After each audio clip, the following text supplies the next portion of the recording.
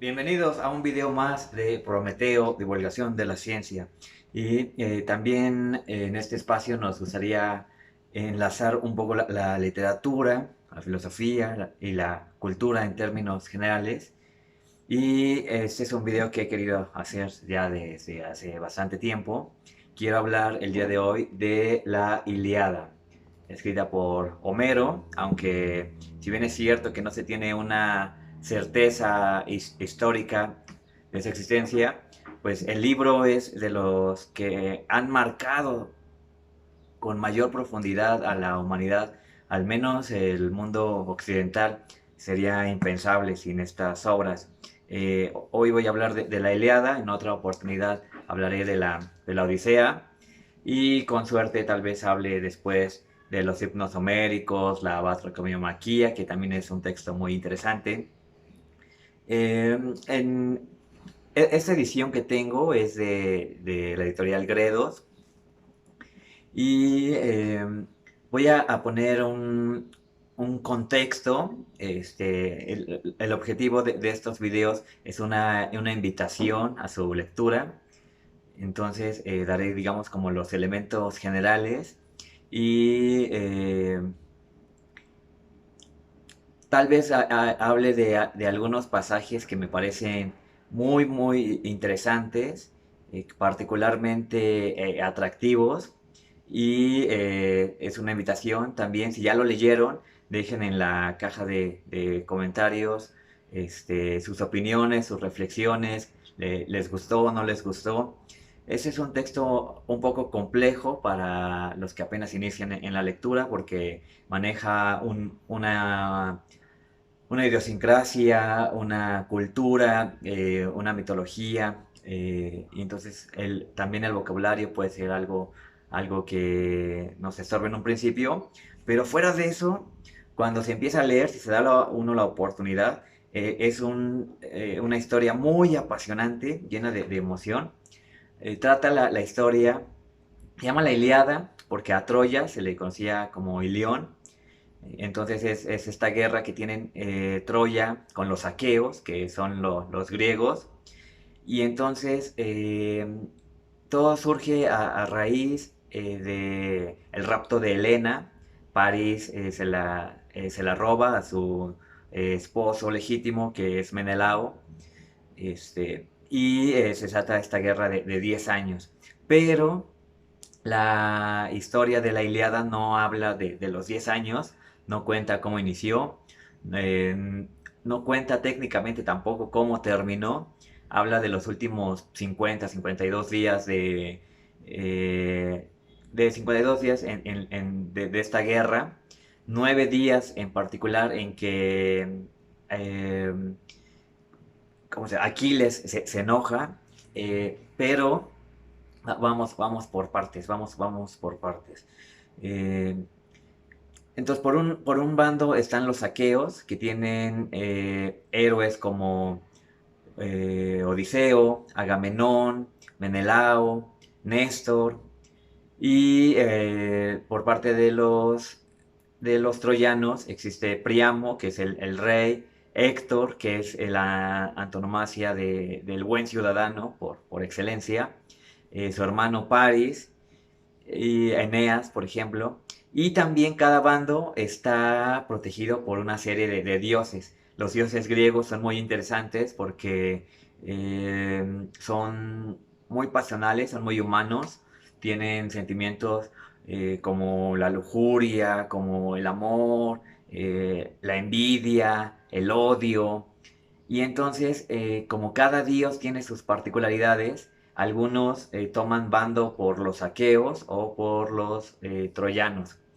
Incluso algunos toman como partidarios algún héroe en particular.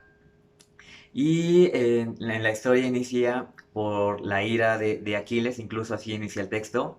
Canta, oh musa, la cólera de Aquiles, porque inicia ahí en la guerra, no tienen los mismos valores que tenemos ahora, y entonces se veía bien que tuvieras botines en la guerra. Un hombre esforzado, un hombre valiente, pues era admirado por el botín que obtenía en la guerra. Y habían obtenido, entre otras doncellas, Agamenón le había tocado en botín a Criseida, que es hija de un sacerdote de Apolo. Él trata de pagar un alto rescate por su hija y Agamenón lo rechaza, a pesar de que otros héroes lo aconsejan que lo acepte. Y él dice que de ninguna manera, él prefiere quedarse con su esclava. Y entonces el sacerdote invoca a Apolo y le dice: oh Apolo, si alguna vez he ofrecido pingües ofrendas a tu memoria, concédeme este voto que voy a realizar, que me devuelvan a mi hija y sufra Agamenón esta injuria que me ha inferido. Apolo decide contestar su rezo y empieza a atacar con flechas a, el- a los griegos, empieza a lanzarles y esto es simbólico, quiere decir que durante 9 días empieza a haber una peste en las filas griegas y empieza a haber demasiada mortandad. Siempre en los eventos, y más en los importantes como es una guerra, se pedía a los adivinos que interpretaran el deseo de los dioses, porque siempre son muy volubles, entonces pues hay que saber qué dios se enojó con uno y cómo poder aplacarlo. Le piden a Calcas, que era un adivino extraordinario en su tiempo, y él revela que es Apolo que está enojado con Agamenón por no devolver a, Brise- a Criseida, y que no detendrá esta calamidad de la peste hasta que la devuelva. Agamenón se ve acorralado porque pues esta peste es terrible y decide que la va a regresar sin botín alguno, como lo exige Apolo. Pero la imagen política es muy importante. Este pasaje nos revela que el poder radica en la imagen del poder. Entonces él no se quiere ver menospreciado, no se quiere ver que su poder menguado. Él es rey de ese grupo de reyes. Y entonces dice: está bien, la voy a regresar, pero para no recibir esta ignominia, esta ofensa, voy a tomar el botín de uno de ustedes. Como el único que lo encara es Aquiles. Aquiles es hijo de una diosa y que por esta razón él cuando nació, su madre lo agarró de los tobillos y lo sumergió en unas aguas místicas que le dieron invulnerabilidad. Pero lo tomó del talón, por esa razón es que el talón fue el único que no se mojó y era su punto débil. De ahí queda la famosa frase del el talón de Aquiles. Aquiles es el único que enfrenta y encara a Agamenón y le dice que se refrene, que vea que no es honroso lo que está haciendo, que cada quien ganó con su valor el botín que recibió, y si los dioses quieren que él pierda parte de su botín, no debe desquitarse con los demás, porque fueron pagados con su propio valor propio. En ese sentido, no acepta el argumento Agamenón y dice: pues de todas maneras, yo soy pastor de hombres y para que veas que tú eres más valeroso que nosotros porque eres hijo de una diosa, pero fuera de eso, yo tengo un mayor poder político, gobierno a más personas que tú y voy a tomar a una esclava que era parte de tu botín, que en este caso es Briseida.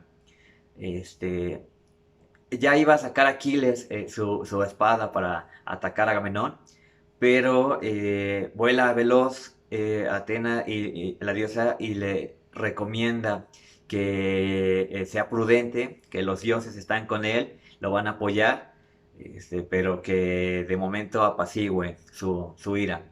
Aquiles entonces refrena este primer ímpetu y le dice a Agamenón: mira, no voy a matarte como debería, pero me niego a pelear. Vas sufrir la guerra sin mi apoyo y algún día vas a rogarme que vuelva. Y en efecto, este libro habla de estos días, cómo los griegos empiezan a perder batallas. Héctor, que es un guerrero extraordinario, empieza a hacer pues, grandes bajas en el ejército griego y se van viendo cada vez más acorralados. Hay ciertos pasajes que me gustaría resaltar.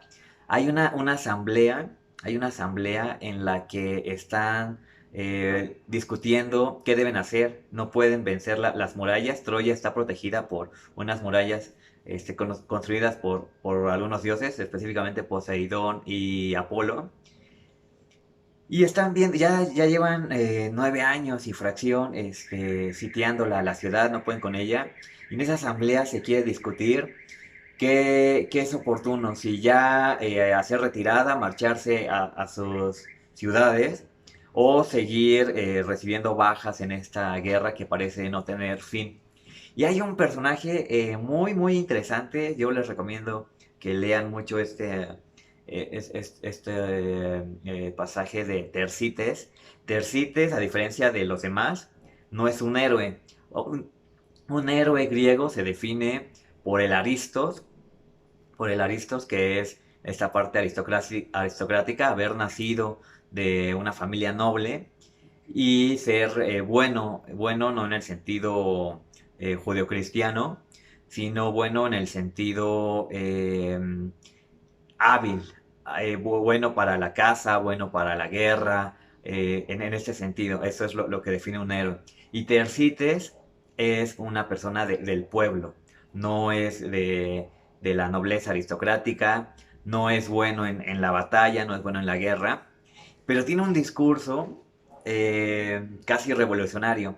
Se atreve a tomar la palabra y le dice a Agamenón, mira Agamenón, tú te estás enriqueciendo, estás llenando los sacos del botín por nuestro esfuerzo, es decir, por el esfuerzo del pueblo.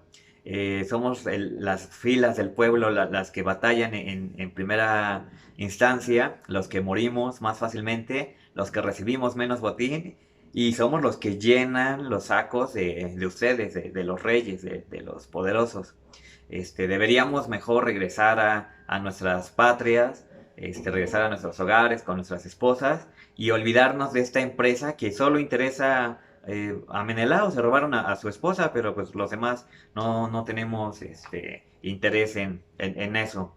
Este, es bien interesante porque en el pensamiento de la era de Homero era un pensamiento aristocrático, era un pensamiento muy distinto al que después floreció en Atenas. Por ejemplo, si ese discurso lo hubieran dado en la Atenas del siglo V de Pericles, le habrían hecho una estatua a Tersites. Pero en este contexto aristocrático, Odiseo agarra el cetro y le da un golpe que deja en mal estado a Tersites. Le dice, mira Tersites, deja de graznar, deja de graznar. Eso es muy importante en la cultura griega porque se menciona que Tersites es malo incluso hasta para hablar, no habla, sino que grazna. Y eso para los griegos tiene mucho significado porque quien no sabe hablar bien, en particular el griego, por eso a los bárbaros se les llamaba así, que no sabían el griego. Si no sabes hablar es porque no sabes pensar. Y esto es trascendental para los griegos. Eh, entonces golpea a Tersites y le dice, y si te vuelvo a ver que increpas a tus superiores, no tienes que hablar en la asamblea con los reyes. Ubícate, tú eres del pueblo. Este, y te voy a golpear más de lo que hice ahorita. Y entonces empiezan a hablar en la asamblea los que están alrededor y dicen, Odiseo ha hecho muchas cosas buenas, pero esa es la mejor de todas, el haber callado a Tersites. Es un pasaje breve, pero que tiene implicaciones políticas muy trascendentales, muy interesantes para el debate. Hay otros pasajes mitológicos porque se empiezan a intercalar conversaciones de los dioses, ver cómo toman partido por uno, por otro bando, por uno, por otro héroe, y con pinceladas de mitología hace este texto muy rico, muy disfrutable. Las batallas suelen ser soberbias al nivel descriptivo. Me impresionó mucho, por ejemplo, cómo describe y dice, pues le enterró la espada por la barbilla y le salió por la nuca, manchando el piso de su negra sangre. Es una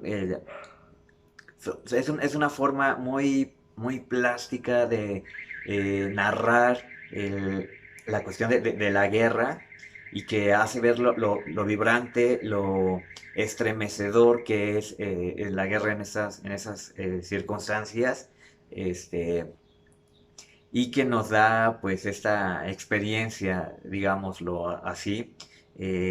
Hay otros pasajes que sí de plano a mí no me parecieron, no me encantaron, vaya, como la descripción del catálogo de las naves. Eso me pareció hace un poco lenta la acción, pero que nos da noticias del el poderío que tenía cada estado. La cultura griega se organizaba no como una hegemonía, sino que había pequeñas ciudades-estado gobernadas, en este caso, por ejemplo, Odiseo, pues gobierna Ítaca, y entonces cada rey lleva cierto tiempo de naves dependiendo de su poderío, y esto pues podría hacerlo un poco más atractivo para un estudio, pero digamos que sí hace un poco lenta la historia. Ese pasaje a mí en particular no me gustó. Este, y para finalizar, ya se está haciendo algo largo el video, pero quiero finalizar con algo que a mí en lo particular me estremeció bastante. No tengo hijos, pero eh, aún así me llegó, porque en un momento dado, cuando Aquiles retoma eh, se reintegra a la guerra, él estaba acampando en su tienda, no decidía participar, pero en un momento dado, su primo, su mejor amigo, Patroclo, le pide prestada su armadura,